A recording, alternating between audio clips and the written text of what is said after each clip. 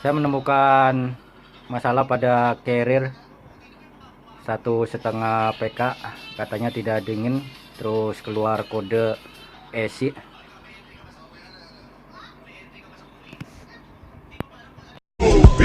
Get out the way, get out the way, bitch, get out the way. Move, bitch, get out the way, get out the way, bitch, get out the way.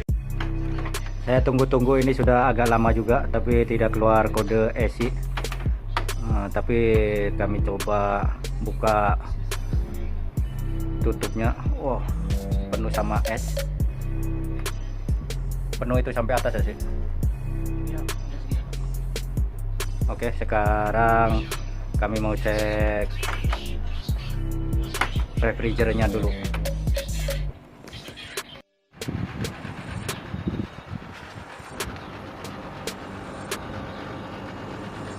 Ternyata di odor unit di sini yang beku pipa kecilnya.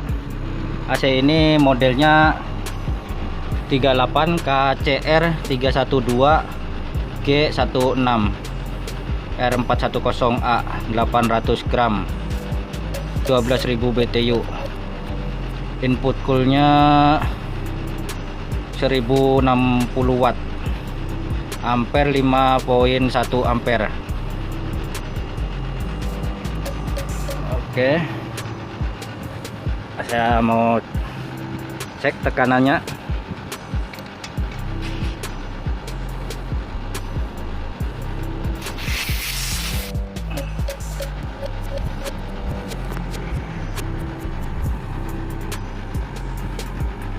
Ternyata tekanan di sini tekanannya kurang lebih 70 PSI. Jadi kemungkinan besar ini ada kebocoran. Oke sih, coba kasih opsi indoor.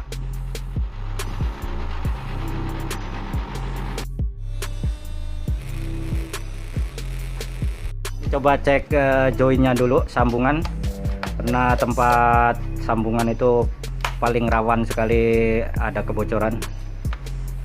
Wah, ternyata di sini. Aduh, itu tutup tangkingnya mau jatuh. Wah, ternyata di sini guys, bocornya guys. Kompom, Pasti kompom. ada minyak sana?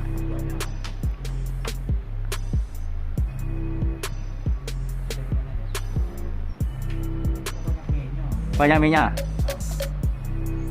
Kalau ada minyak ya pasti dari sana. Habis sudah minyak. Tidak lain. Freonnya sudah habis. Masih 70. 70.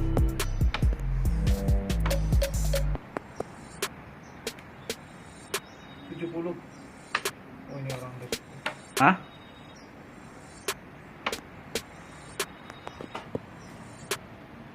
Ada?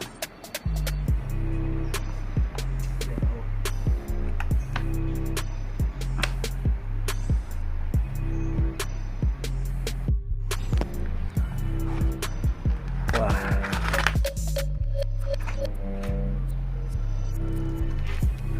Ini di sini banyak minyak.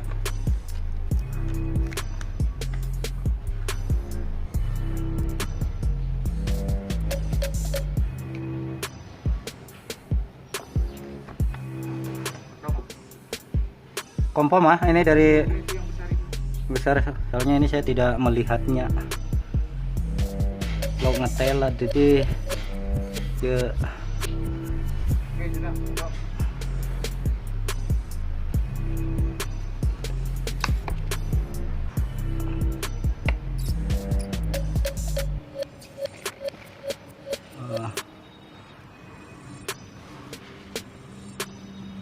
Dari pipa besar sambungannya. Oke, eksekusi. Sekarang saya mau pump down penggulungan freon yang sisanya.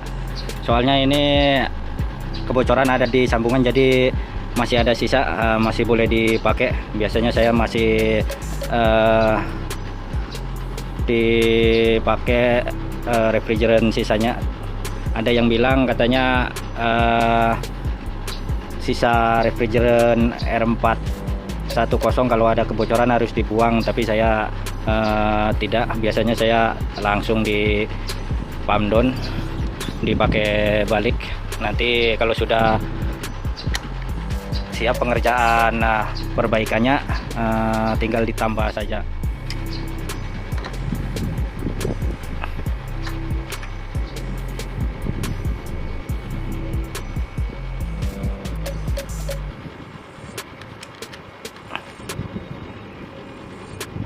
Oke, siap.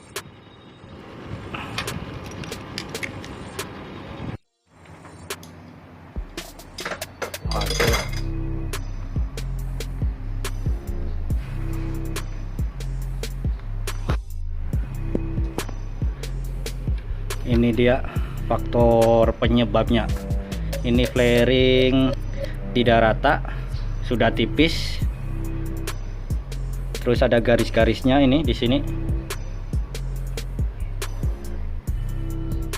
Oke, dipotong.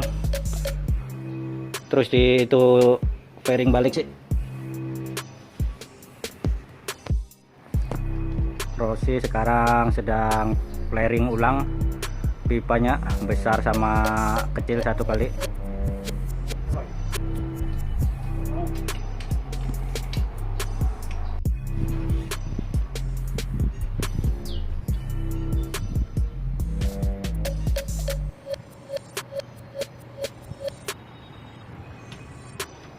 Ini saya pakai flaring yang baru. Tadi flaring yang lama sudah agak longgar, jadi pakai flaring value yang baru. Oke.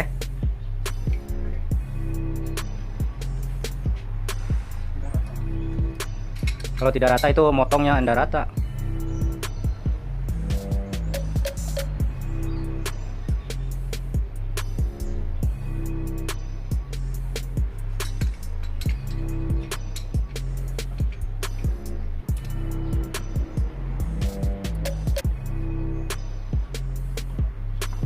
Nyampein dah itu. Oke, tinggal penyambungan, penguncian.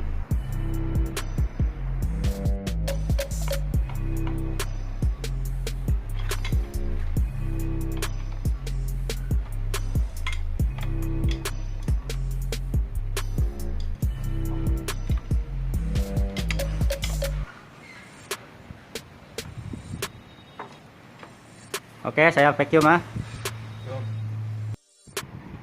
Sekarang saya mau vacuum.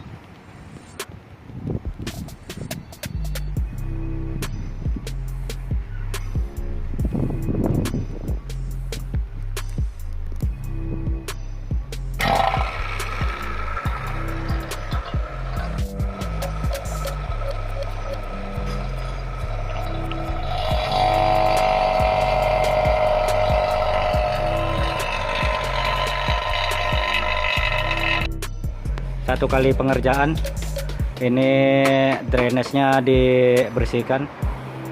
Loh, pakai sabun ya boleh tahan. Wah, ada pengaruhnya. Ini pakai air yang keluar itu.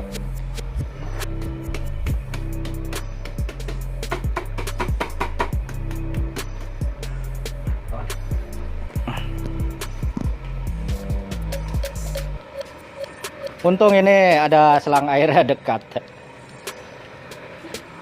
Ya.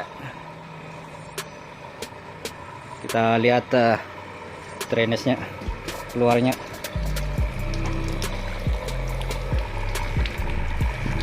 Wah, ternyata sudah banyak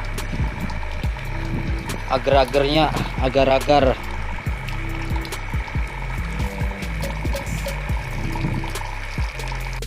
Sudah siap itu beres. Kita tinggal tunggu vacuum. Oke, vacuum kurang lebih sudah ada 15 menit. Jadi saya mau tutup. Yang ditutup yang ini, yang saluran ke vacuum. Oke. Aduh, mau jatuh. Sisa juga ini. Oke.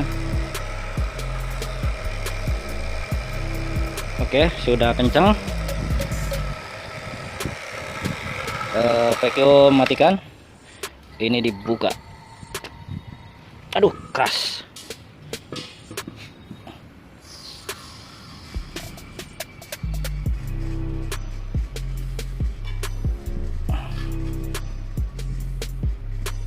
Sudah dibuka full, di balik.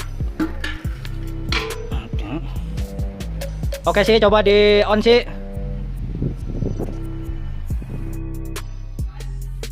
Oke, sekarang saya mau on indoor.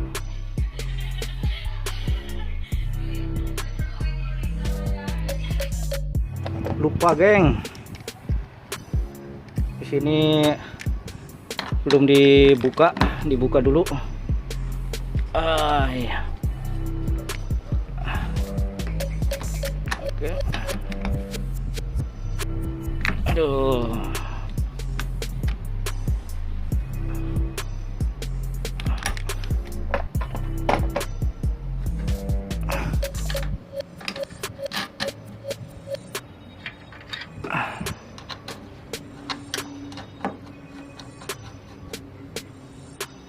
Oke, sekarang odor unit sudah hidup.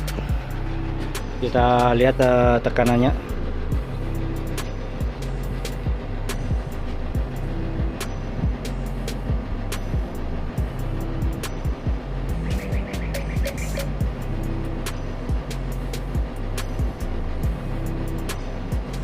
Ternyata sudah 140.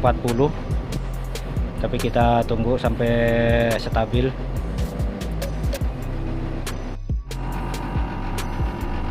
Ini ampernya 5.3, nameplate-nya 5.1 ampere.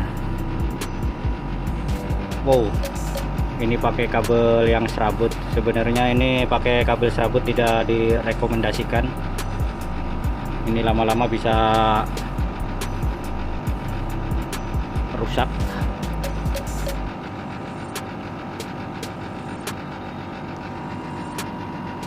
Ampernya naik turun 5.2, 5.3. Sekarang saya coba mau cek indoornya. Oke, angin yang dihasilkan sudah cukup dingin. Nyes sudah terasa ke kulit. Setting 17, kipas high.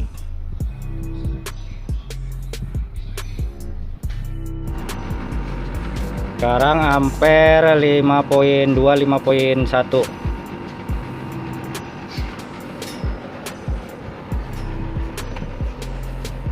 Tekanan freonnya ternyata turun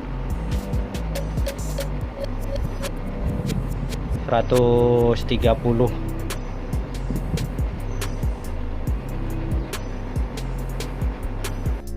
Tekanan di posisi berapa? Oh, udah. Tidak sisanya. Oh. 135 ampere. Wow, agak tinggi sih, 5.4. 35. Itu 135. Oke. Pipa nyes. Dua-duanya nyes. 5.3, 5.4. Saya rasa cukup sekian video dari saya, semoga bermanfaat. Jangan lupa dukungannya dengan like, komen, share, tentunya di subscribe, tekan tombol loncengnya.